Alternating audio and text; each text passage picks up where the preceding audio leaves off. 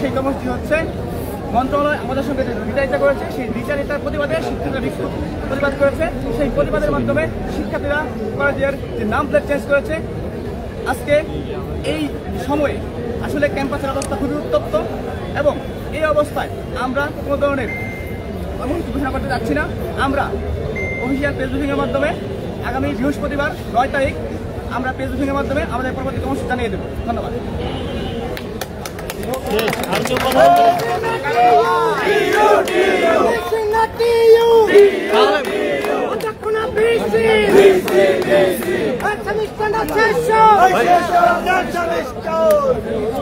ভাই, তাহলে আজকে আপনাদের কর্মসূচিটা কিসের উপলক্ষে ছিল? মন্ত্রণালয় দ্বিচারিতা হচ্ছে, এটা আপনারা কিভাবে মনে করছেন বা কি, মানে সেটা তো একটা সিমটমস থাকে।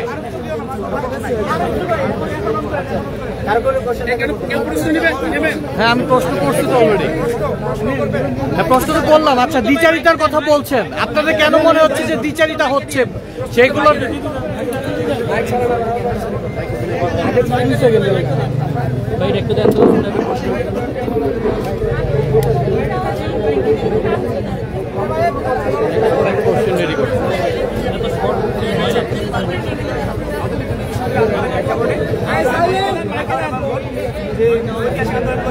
সেই আন্দোলনের প্রেক্ষিতে আমাদের কমিটি হয়েছিল, বিশ্ববিদ্যালয় সম্পর্ক কমিটি, এবং সেই কমিটি তারা ইন্টারনাল মিটিংয়ের মাধ্যমে তারা হচ্ছে এক সম্পর্ক যাচাইয়ের ঠিক হয়েছিল এবং সেই টিমের মাধ্যমে তারা সম্পর্ক যাচাই করার জন্য আমাদের কথা দিয়েছিল এবং আমাদের সঙ্গে বারবার তারা যোগাযোগ করেছিল।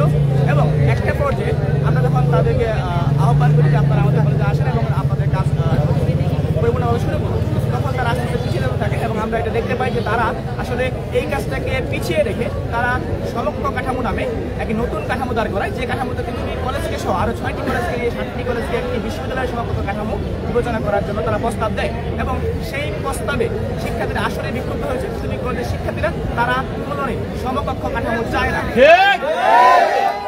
বিশ্ববিদ্যালয় এবং সেটি হবে স্বতন্ত্র বিশ্ববিদ্যালয়। এবং তারা আগে জানিয়ে দিয়েছে তারা বাকি 6 কলেজের সঙ্গে কোনো কাঠামো, কোনো বিশ্ববিদ্যালয় স্বতন্ত্র সেন্ট্রাল যে কোনো কিছু হোক এবং সমকক্ষ হোক সেই কাঠামোতে তারা রাখতে চায় না, তারা চায় এবং সেই ইতিমধ্যে বিশ্ববিদ্যালয়ে তারা থাকতে চায়। এটি আমাদের আজকের যে কর্মসূচি ছিল সেই কর্মসূচি মূলত এই যে মন্ত্রণালয় আমাদের সঙ্গে দ্বিচারিতা করেছে, 2 ধরনের আচরণ তারা আমাদেরকে দেখিয়েছে।